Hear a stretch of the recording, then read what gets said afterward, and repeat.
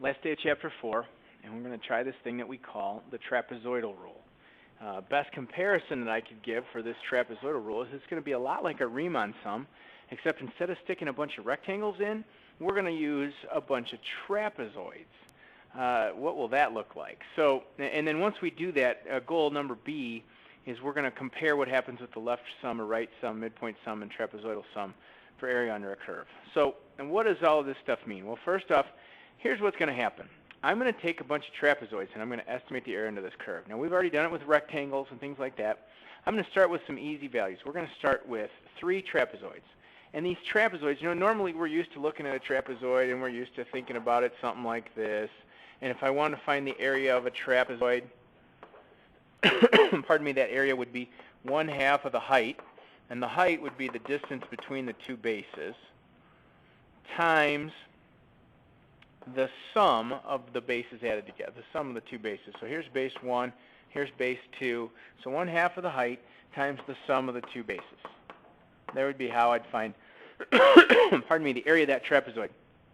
So what we're going to do, instead of using trapezoids that are set up like they are in that particular diagram I drew, we're going to try some trapezoids that are actually going to be sitting more like this. So what will happen then, when I look at these trapezoids, my bases, here's base 2, here's base 1, and my height is going to be the same as your change in x. So if we go to find this area, of these trapezoids, what will happen, if I come over here, I'm going to use a nice easy number. I'm going to put 3 trapezoids in here, and if you kind of use the scale to get between A and B, if I want to put 3 of them in here, my first trapezoid would be about this wide. And its height, its first height would be that, and its second height would be this. So it would look kind of like a rectangle, but that would be my trapezoid. And then my second trapezoid would have this width. Second base would be that height. First base would match that one. And then your third and final one, there's the width. And I would use this, and I would use this a second time to come up with what each of these individual trapezoids are. Well, again, that would be your change in x. How do I find change in x? The same way we've been finding it all along. That would be your b minus a divided by however many trapezoids you decide to put in there. And what would happen is I could kind of notice some patterns here. If I notice some patterns, let's say I threw in some heights here. This would be my first height. We could call this one base 1. And this one over here would be base 2.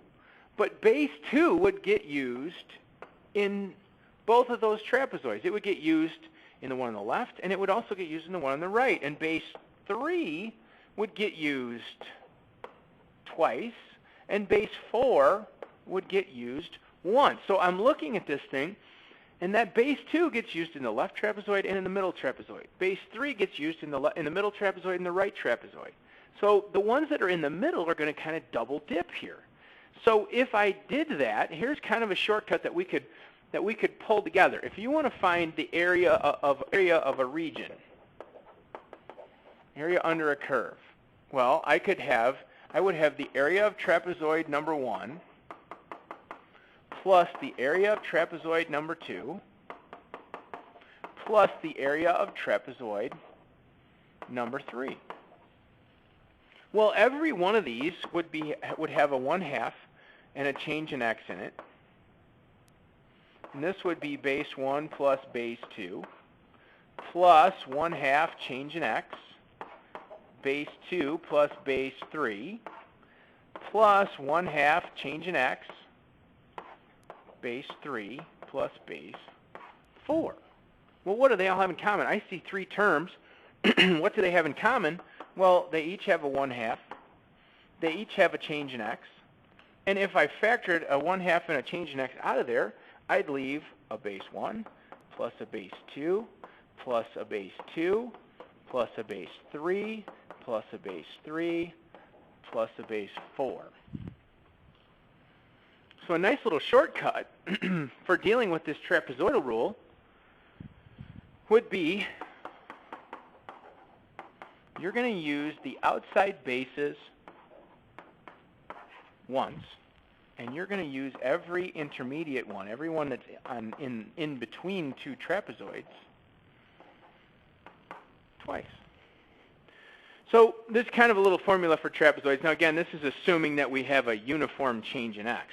We put a little note right here.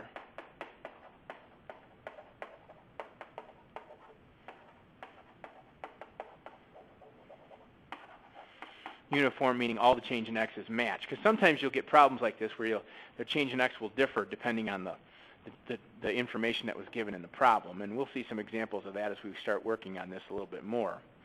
So how do I do this problem number 1 with using trapezoidal rule and n equals 4? N equals 4. So I'm going to put 4 trapezoids in here. So the first thing I'm going to do is I'm going to find my change in x. So my change in x, here's a, here's b. So b minus a, 2 minus 0, divided by 4 means each trapezoid is going to be a half a unit wide. So if I want to find this area of the region, or area under the curve, I'm going to start with the formula up there. So this formula says I'm using a uniform change in x, which means I can start out with a 1/2, and then I can throw in my change in x, and then I can figure out exactly what's going on here. Well, let's see. So my first base would start out with f of 0, f of the left endpoint. F of 0 would be base 1.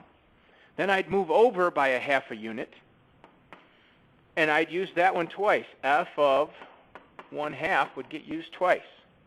Then I'd move over another half of a unit, and I'd use that one twice. And then I'd move over another half of a unit,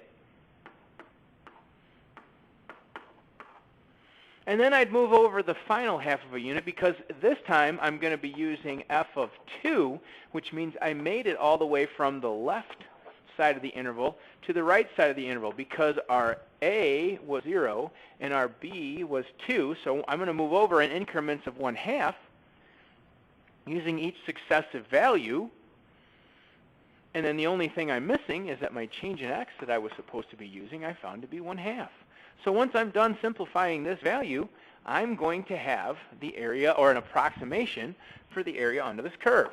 So this is now going to be a 1/4. And my quantity here, let's see, f of 0, go to your function. So if f of x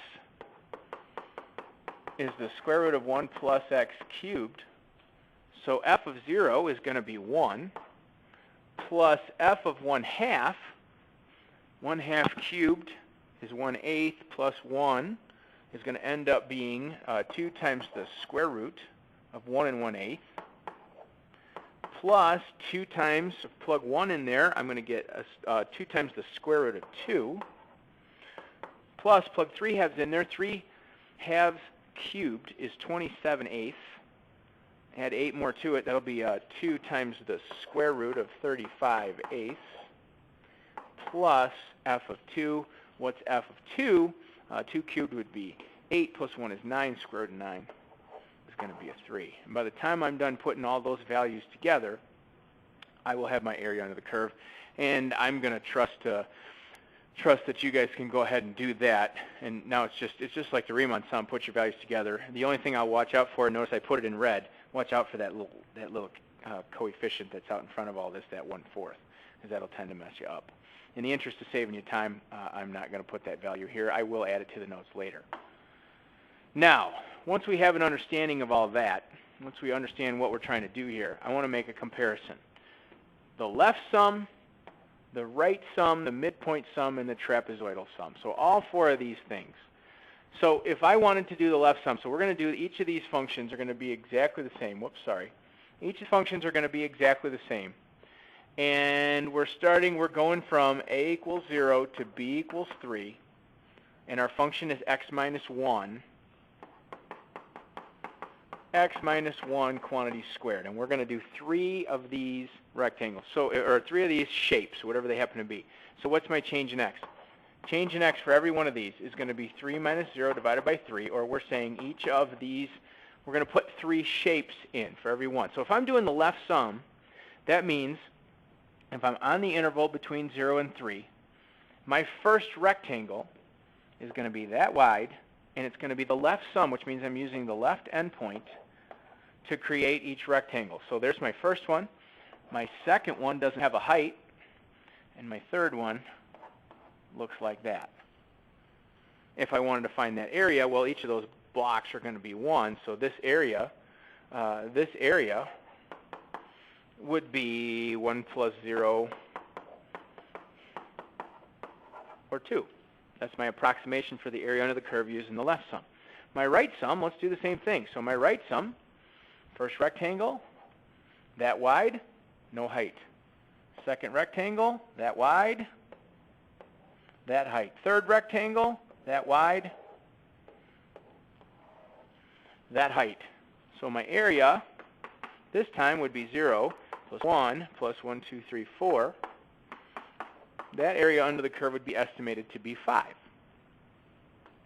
If I want to use the midpoint sum, let's see, midpoint sum, first rectangle, that wide, and how would you find the height? Well, you're not using the left side, you're not using the right side, you're using the midpoint. So if this is the midpoint of the interval, then I'd go up to that value, f of that value, to find the height of the rectangle. Second one, that width, go to the middle of the rectangle, come up with the height. I think those two will actually match. And the third one, that width, come all the way up to the middle of that rectangle and find the height. So how would I do this? Well, let's see. This area would be, well, let's see. The first rectangle would be 1 unit wide by f of 1/2 units tall plus 1 unit wide by f of 3/2 units tall plus 1 unit wide by f of 5/2 units tall. What's f of 1/2? Well, our function was x minus 1 squared, so f of 1/2 would be 1/2 minus 1 squared, which would be 1/4. f of 3/2 would be exactly the same. f of 5/2 minus 1 would be 1.5, or 3/2, square that, 9/4. Put those values together, I think we end up with an area under the curve estimate here of 11/4. And just to finish off the comparison, the last one, we're going to do trapezoidal sums. So it's going to be a little different this time. So trapezoidal sums, if I wanted to do that, well, let's see. Trapezoidal sums. First trapezoid, that wide, we'd use those two values. We actually made a triangle of this. Second one, that wide, use those two values. Another triangle. Third one, that wide, 1, 2 values. So if I'm sorting this one out, I would have 1/2 times my change in x, which we decided was 1, f of 0 plus 2f of 1s plus 2f of 2s plus f of 3. So what's f of 0? Well, let's see. So here's a 1/2 out here. What's f of 0? f of 0 is 1 plus 2 f of 1 is a 0 plus that again. Whoops, sorry. f of 2 is not 0. f of 2 would be another 1 plus f of 3. f of 3 is 4. 1/2 times 1 plus 2 is 3 plus 4 is 7. The area estimate here would be 7/2. So there's a comparison side by side of area under a curve using left sum, right sum, midpoint sum, which is a little different, and trapezoidal sum.